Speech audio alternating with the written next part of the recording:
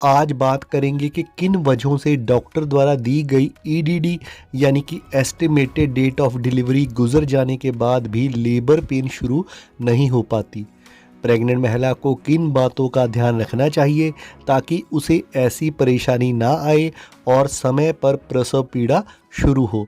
Amniotic fluid का level कम या ज़्यादा होना। दोस्तों, पूरी प्रेगनेंसी के दौरान गर्भस्थ शिशु एमनियोटिक फ्लूइड सैक यानी कि पानी की थैली में रहता है। प्रेगनेंसी के दौरान एमनियोटिक फ्लूइड का लेवल उचित होना बहुत ज़रूरी है। एमनियोटिक फ्लूइड का लेवल बहुत कम या बहुत ज़्यादा होने से प्रेगनेंसी में बहुत से कॉम्प्लिकेशन आ सकते हैं। लेबर पेन देरी से शुरू हो सकती है और नॉर्मल डिलीवरी में मुश्किलें आ सकती हैं। इसलिए प्रेगनेंसी के दौरान पानी की कमी नहीं होनी चाहिए और इसके लिए दिन भर में 8 से 10 गिलास पानी ज़रूर पिएं। ज़्यादा से ज़्यादा लिक्विड लें। ताज़े फलों का जूस, नारियल पानी और नींबू पानी भी आप पी सकती हैं। ऐसे में खीरा, गाजर, टमाटर, मूली, हरी पत्तेदार सब्जियां, फलों में तरबूज, स्ट्रॉबेरी, अंगूर और खरबूजे का सेवन करें ताकि आपको पानी की कमी ना हो। दोस्तों, अगर एमनियोटिक फ्लूइड का लेवल बहुत ज़्यादा हो तो इससे भी बच्चे की मूवमेंट में तेज़ी आ सकती है, यानी कि पानी ज़्यादा होने के कारण बच्चा उसमें ज़्यादा गतिविधियां करेगा, ज़्यादा घूमेगा और कहीं भी फिक्स नहीं हो पाएगा और इससे बच्चा हेड डाउन पोजीशन यानी कि सेफलिक पोजीशन में नहीं आ पाएगा। और अगर बच्चा हेड डाउन पोजीशन में नहीं आएगा तो इससे सर्विक्स यानी कि बच्चेदानी के मुंह पर दबाव नहीं बन पाएगा, जिससे कि प्रसव पीड़ा समय पर शुरू नहीं होगी या फिर लेबर पेन शुरू होने में देरी हो सकती है। इसलिए गर्भवती महिला को समय समय पर अपनी डॉक्टर से जांच ज़रूर करवानी चाहिए ताकि एमनियोटिक फ्लूइड के लेवल की प्रॉपर जानकारी मिलती रहे। ज़्यादा आराम करना।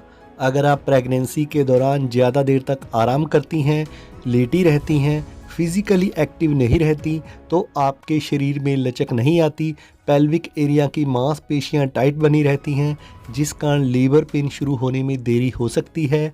अगर प्रेगनेंसी में जितना आप फिज़िकली रूप से एक्टिव रहेंगी, यानी कि रोज़ाना 25 से 30 मिनट की सैर करेंगी, घर का हल्का फुल्का कामकाज करेंगी, हल्की फुल्की एक्सरसाइज करेंगी, तो इससे आपके बॉडी में ब्लड फ्लो बना रहेगा, शरीर में लचक आएगी, पेल्विक मसल्स मजबूत बनेंगी और उनमें खिंचाव आएगा, जिससे कि लेबर पेन सही समय पर शुरू होंगी और नॉर्मल डिलीवरी की संभावना बढ़ेगी। तो ऐसे में आपको इन बातों का ध्यान ज़रूर रखना है। प्रेग्नेंट महिला का वज़न। पूरी प्रेगनेंसी के दौरान आपका वज़न भी ठीक ढंग से बढ़ना चाहिए। अगर कोई महिला प्रेगनेंसी के दौरान बहुत ज़्यादा मोटी है, ओवरवेट है, यानी कि उसका वज़न बहुत ज़्यादा है, या फिर वह बहुत ज़्यादा पतली है, यानी कि उसका वज़न बहुत कम है, तो इसका प्रभाव भी लेबर पेन पर पड़ता है और इसके कारण भी लेबर पेन्स देरी से शुरू हो सकते हैं। ऐसे में आपको अपने वज़न को भी मेंटेन रखना है। अगर आप प्रेगनेंसी से पहले अंडरवेट थी, यानी कि आपका वज़न बहुत कम है, तो पूरी प्रेगनेंसी के दौरान आपका वज़न 14 से 18 किलो तक बढ़ना चाहिए। अगर आपका वज़न नॉर्मल है तो पूरी प्रेगनेंसी के दौरान आपका वेट 11 से 16 किलो तक बढ़ना नॉर्मल है। और अगर आपका वज़न ज़्यादा है, यानी कि आप ओवरवेट हैं, तो पूरी प्रेगनेंसी के दौरान आपका वज़न 8 से 10 किलो तक बढ़ना चाहिए।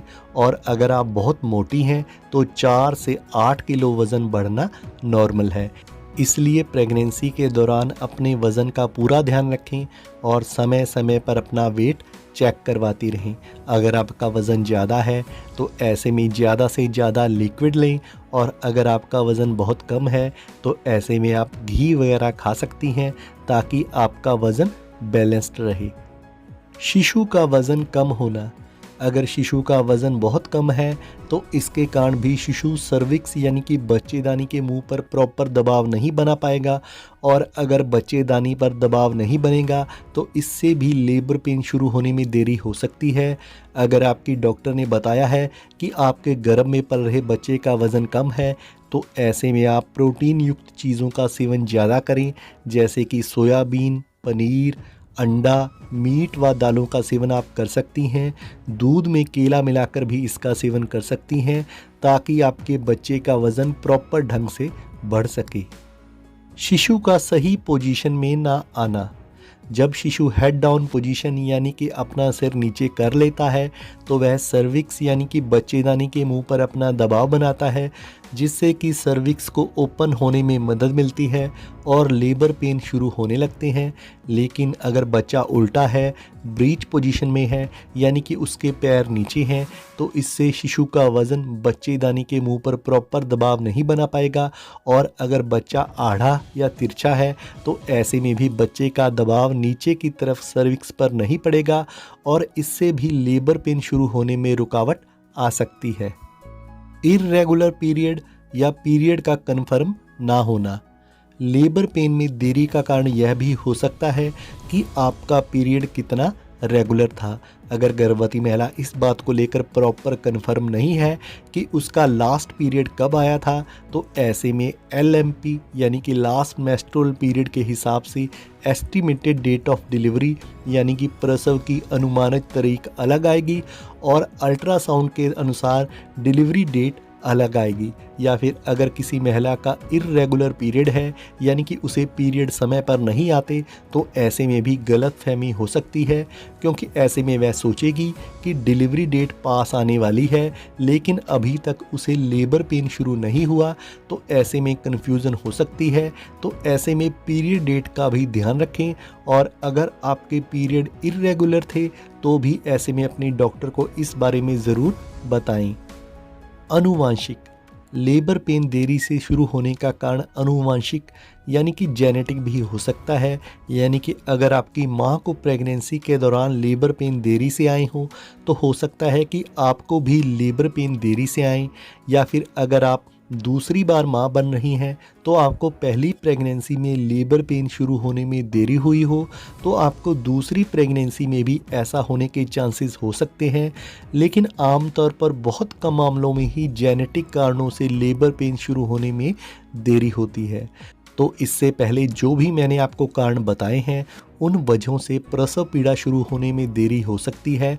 इसलिए प्रेगनेंसी के दौरान बॉडी में पानी की कमी ना होने दें, अपना वेट संतुलित रखें, बच्चे का वज़न भी कम ना हो, अपनी डाइट का पूरा ध्यान रखें, प्रॉपर आराम करने के साथ साथ खुद को फिज़िकली रूप से एक्टिव रखें, समय समय पर अपनी डॉक्टर से जांच करवाती रहें ताकि अगर कोई समस्या हो तो शुरुआत में ही उसका निदान किया जा सके और आपको बाद में परेशानी का सामना ना करना पड़े। दोस्तों, डॉक्टर जो आपको डिलीवरी की ड्यू डेट देती हैं वह प्रेगनेंसी के 40 हफ्तों तक की होती है, लेकिन ज़्यादातर डिलीवरीज़ प्रेगनेंसी के 37 से 40 हफ्ते के बीच हो जाती हैं और केवल 5% बच्चे ही डॉक्टर द्वारा दी गई EDD पर जन्म लेते हैं और बहुत से बच्चे EDD के बाद भी जन्म लेते हैं। अगर आपको डॉक्टर द्वारा दी गई ड्यू डेट तक लेबर पेन शुरू ना हो तो ऐसे में आपको बिल्कुल भी घबराना और परेशान नहीं होना है और अपनी डॉक्टर से ज़रूर मिलना है।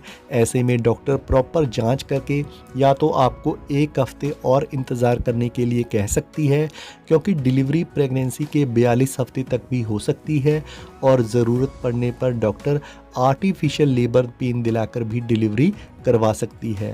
कहने का मतलब है कि EDD तक अगर आपको लेबर पेन शुरू ना हो तो आपको डॉक्टर से ज़रूर मिलना है।